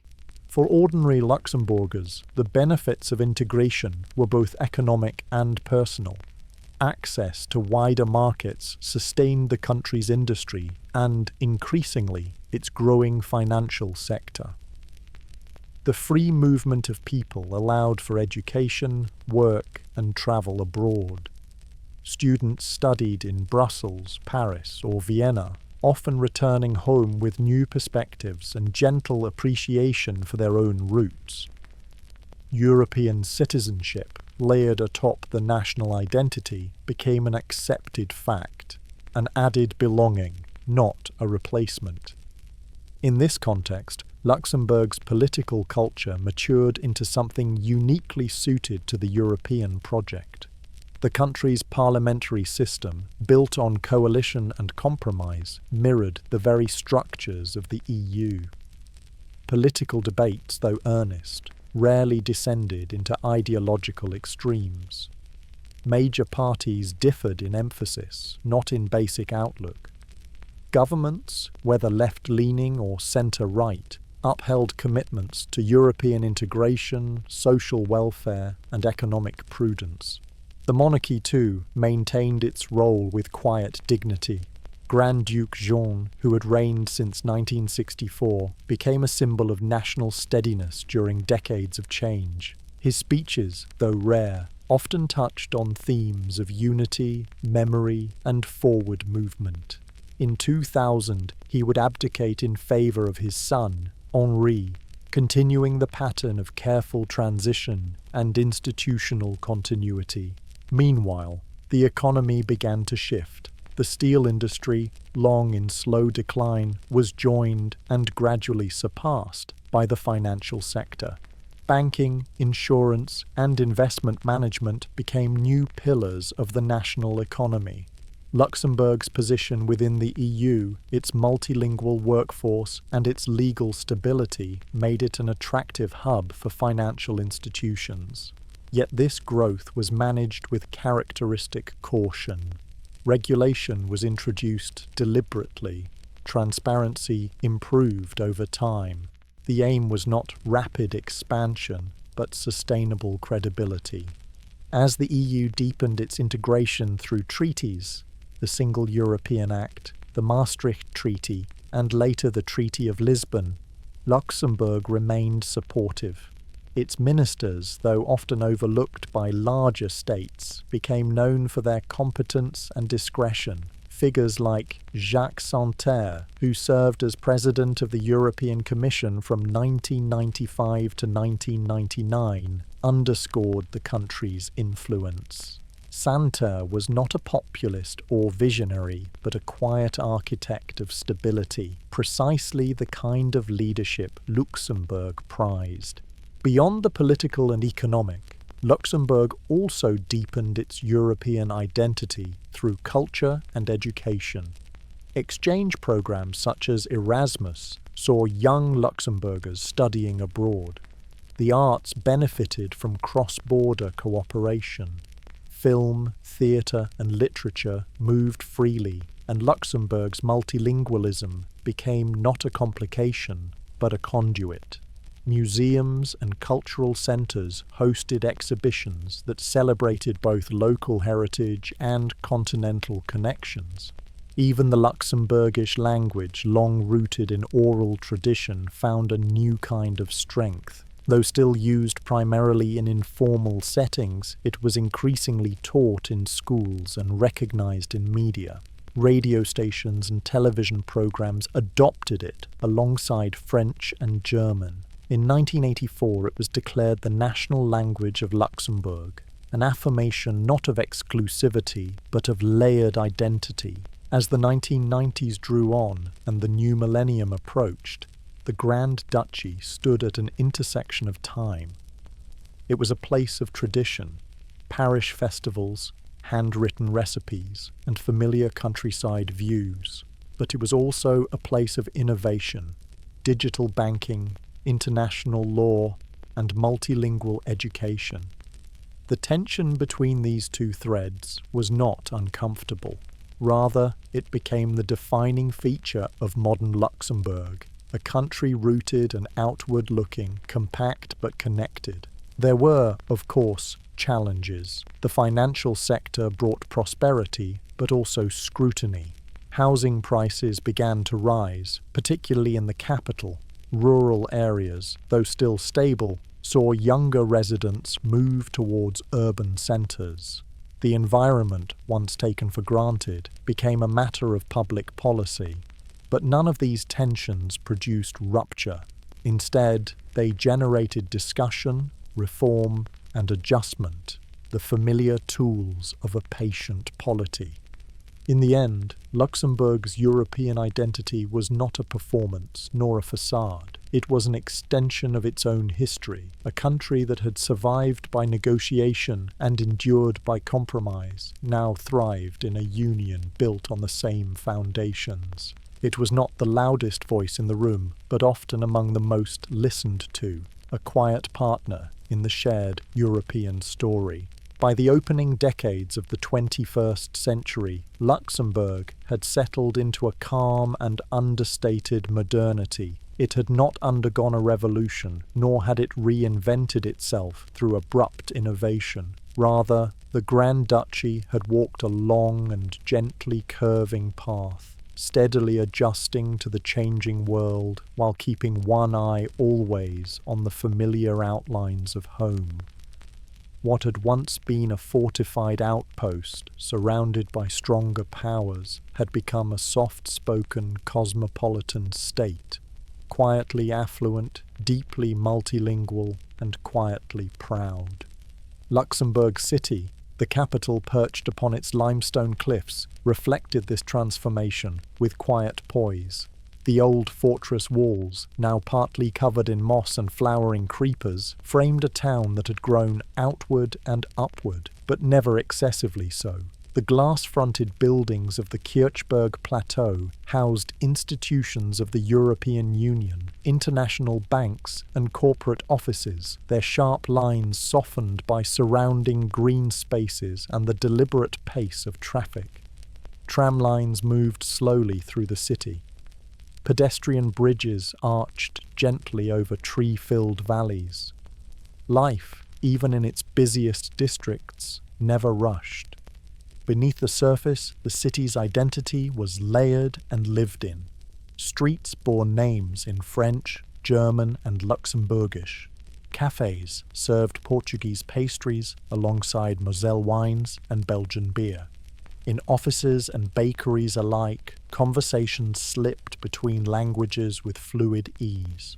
A single interaction might begin in French, detour briefly into German, and end in Luxembourgish, all with the ease of turning a page.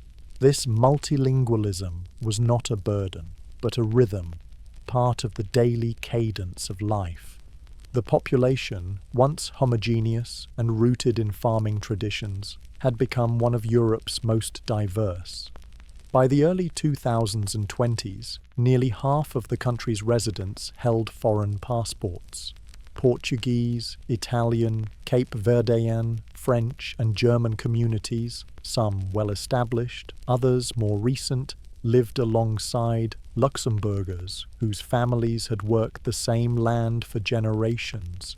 Each brought with them a quiet contribution, new businesses, different cuisines, languages, and festivals that slowly wove themselves into the social fabric.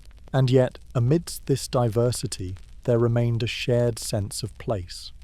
Luxembourgish institutions, from primary schools to parliament, worked to maintain cohesion through inclusion. Children, regardless of background, learned Luxembourgish from a young age, not as a barrier, but as a bridge. Local festivals, carnivals, wine harvests, national holidays welcomed all. Community life was not loud or showy, but it was sustained. Village halls, scout groups, and volunteer fire brigades continued to bind neighbourhoods together. Outside the capital, the countryside retained its slow charm.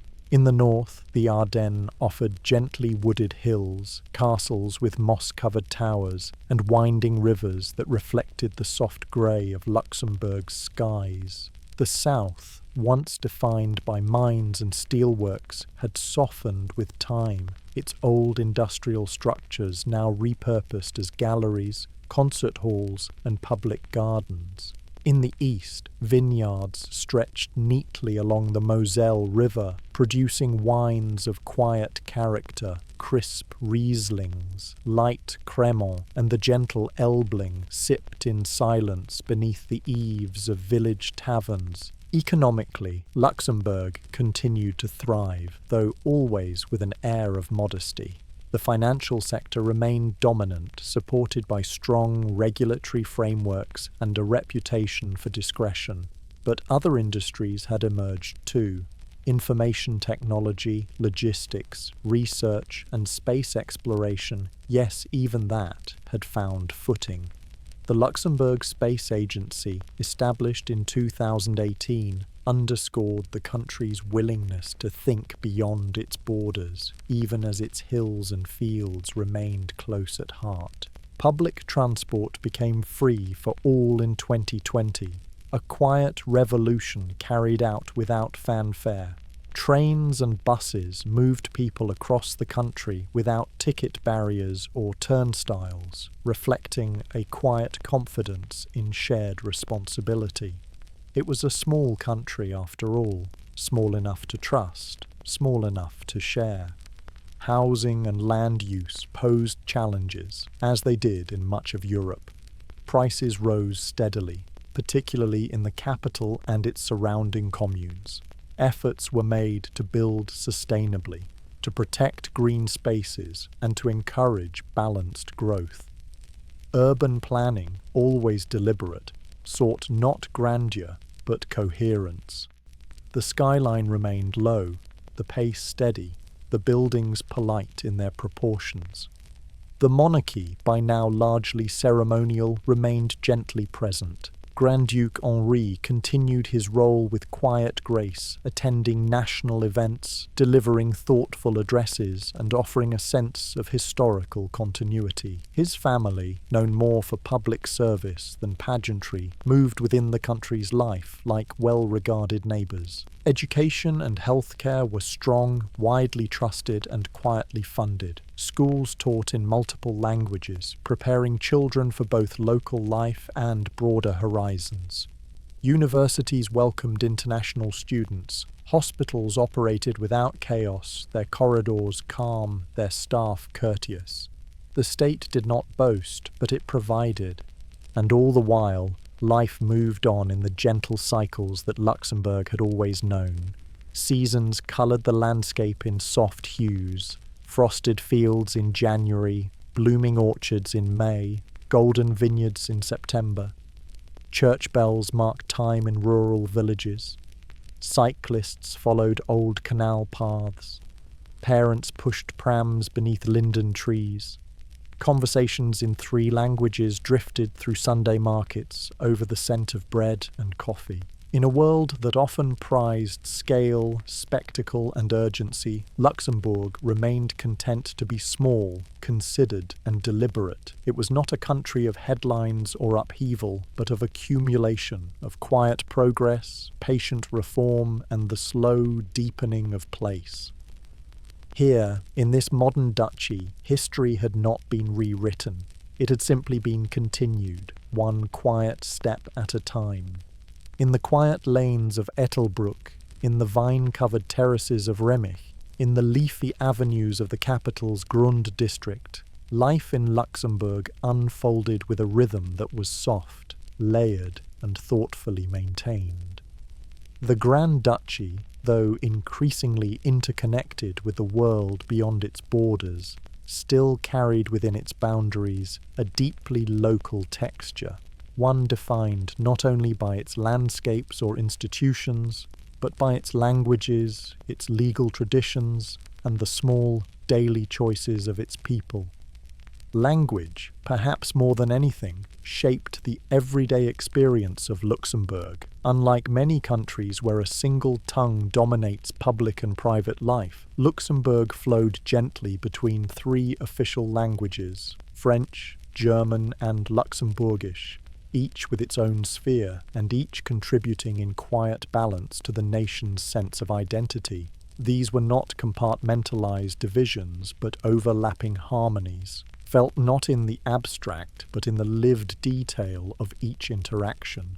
German tended to appear in print, in newspapers, formal notices, and school books. French was the language of law and government, used in legislation, contracts, and administrative documents. Luxembourgish, once dismissed as a rustic dialect, had become the language of home, of friendly exchanges, of community radio and local theatre. It was spoken in shops and schoolyards, in parliament and kitchen gardens. It was taught in schools and enshrined in law, not as an instrument of exclusion, but as a quiet affirmation of belonging.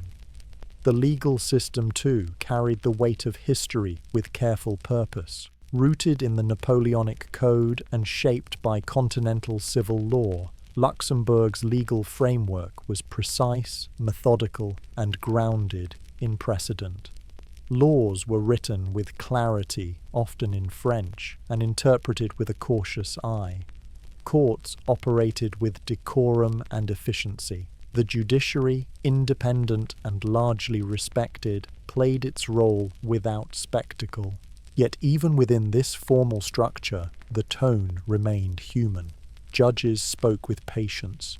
Proceedings allowed for interpretation in multiple languages. Local legal traditions, shaped by centuries of careful governance, favored mediation over confrontation. Lawyers and notaries often worked in the same towns for decades, known to families and trusted in times of both celebration and difficulty. Civic life moved in step with these patterns, slow, reliable, and communal. Municipalities held regular council meetings, open to the public and often modestly attended. Town halls, housed in historic buildings of pale stone and soft gables, served as the local nerve centres.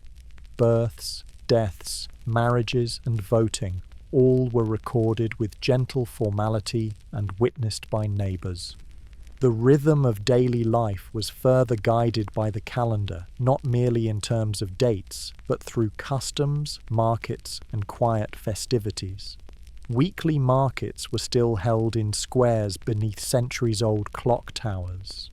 Stalls offered cheeses, sausages, vegetables in season, and loaves of bread still warm from ovens. Elderly men chatted over coffee while toddlers toddled between flour buckets. Language mixed freely. Weather was discussed. News passed more often by word than by screen. Cultural life, though understated, was present in every corner. Libraries, both grand and humble, served as places of quiet retreat. Theatres offered performances in multiple languages, from German operettas to Luxembourgish comedies. Museums traced not just great events, but small lives. Exhibits on farming tools, coal miners, folk costumes, village festivals, particularly in spring and autumn, honoured saints and harvests with music, processions, and traditional dishes like judmat gardebouwen, smoked pork collar with broad beans, and gromperkishelcha, crisp potato fritters wrapped in napkins. Education followed a careful path from childhood to adulthood, reflecting the trilingual nature of the country. Children began their schooling in Luxembourgish, moved into German reading and writing, and then transitioned into French for subjects like mathematics and science. By adolescence, most students navigated all three languages with fluency, their minds shaped not only by content, but by translation and comparison. School was not only about knowledge, but about flexibility, linguistic, cultural, and social. Work life, too, reflected this blend of steadiness and adaptation. Offices in the capital bustled gently from 9 to 5, with punctual trains and buses feeding in and out of Kirchberg and Gare. In rural areas, farmers continued their ancient patterns, pruning vines in winter, harvesting hay in summer. Shopkeepers opened at predictable hours. Tradespeople, plumbers, electricians, masons, still worked largely by word of mouth, trusted through reputation. Retirement, for many, returned life to the pace of the village or the rhythm of the garden. Allotments were common, small rectangles of earth near towns and cities, where retired men and women grew lettuces, beans, and flowers, not out of need, but for the comfort of nurture. Grandchildren played nearby. Cats wandered across warm, paving stones. The sky moved slowly. Faith still played a quiet role, not loudly, but with continuity.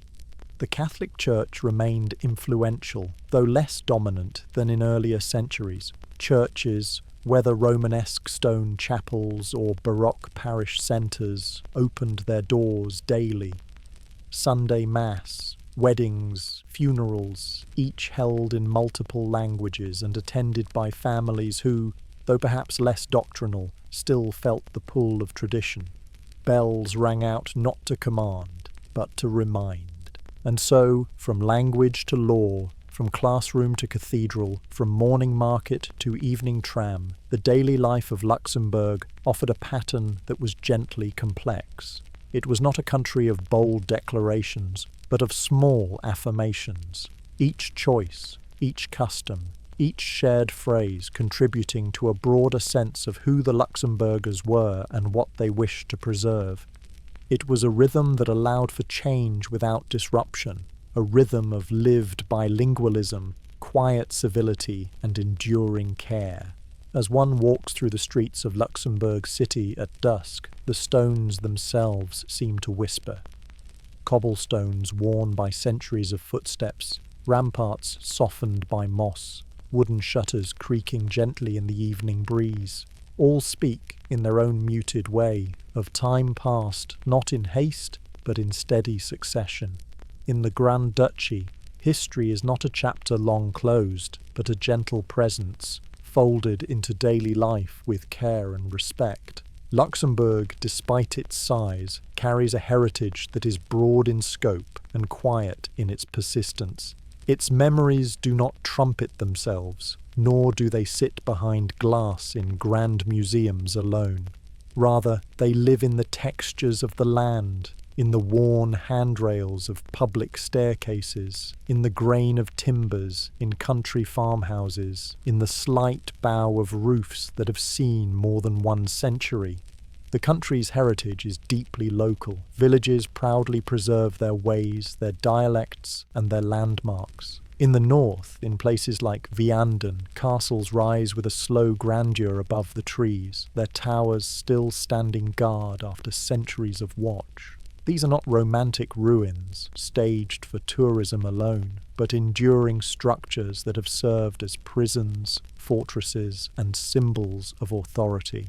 Restored with restraint, they now host concerts, exhibitions, and school visits. Lessons held not in lecture halls, but in stone corridors and candlelit halls. In the south, the industrial heritage has been treated not as a thing to erase, but to reframe. The vast ironworks that once roared with fire and sweat now house museums, cultural centres, and public libraries. The furnaces are quiet, but their outlines remain, black against the sky. The workers' housing, row upon row of neat stone homes, is still inhabited, lived in by the descendants of those who once toiled there, or by newcomers drawn to the quiet dignity of these streets. The capital itself is a living memory. The city's topography, divided by deep gorges, spanned by arched bridges, lends it a layered feel. The Bock casemates, hollowed into the cliffside over centuries, remain accessible. Visitors walk slowly through their dim passages, where water drips softly from stone ceilings and distant echoes create a sense of timelessness. There is no bombast here, only quiet endurance. Memory is also preserved in ceremonies and rituals.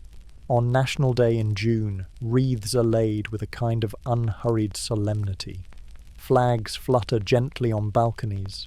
Music plays in village squares, not loudly, but warmly. Children wave sparklers at twilight. The sense of nationhood is not enforced, but invited, an offering rather than a statement. War memorials stand in nearly every commune. Often modest, built of granite or bronze, they bear the names of those who left and did not return.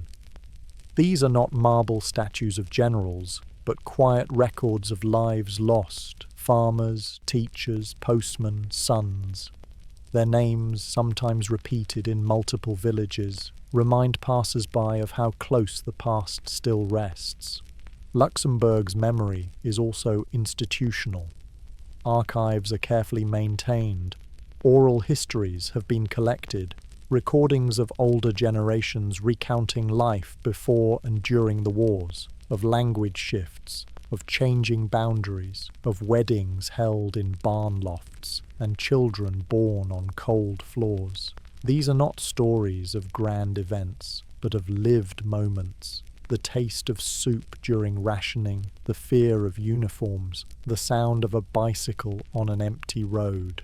In schools, history is taught with balance. Children learn not only of Luxembourg's monarchs and ministers, but of its farmers, factory workers, and refugees. They are encouraged to see themselves as part of a long and ongoing story, one in which identity is complex, layered, and shaped by both choice and circumstance. Museums reflect this same tone. The National Museum of History and Art, nestled into the Grund district, presents its collections not as trophies, but as quiet witnesses. Roman mosaics discovered beneath car parks, medieval coins unearthed by accident, handwritten ledgers from small-town grocers. The past is not exalted, but encountered. Even in cemeteries, memory endures gently. Luxembourg's burial grounds attended with quiet care. Families visit not in show, but in rhythm. Graves are marked with flowers, not plastic wreaths. In some villages, entire families are buried together, their names etched into shared stone, the dates speaking of lives lived slowly and side by side. The natural world, too, holds memory. Forest paths in the Mullerthal weave through sandstone canyons that have echoed with footsteps for millennia. Vineyards along the Moselle carry names unchanged for centuries and are still harvested by hand, the grapes pressed in small cooperatives that remember old vintages as clearly as national events. And amidst all this, the people of Luxembourg remain gently present. They are not given to loud declarations or sweeping claims. When asked about their history, many will pause, smile faintly, and offer something simple. Et as just esugi wes, it just grew that way. This perhaps is the truest spirit of Luxembourg's historical identity, a sense of continuity not imposed, but allowed, a memory not forced, but lived, a country that does not forget, but does not rush to remember either, choosing instead to carry its past not as a weight, but as a quiet inheritance. In Luxembourg, the walls really do whisper, and if you walk slowly enough, they just might let you hear.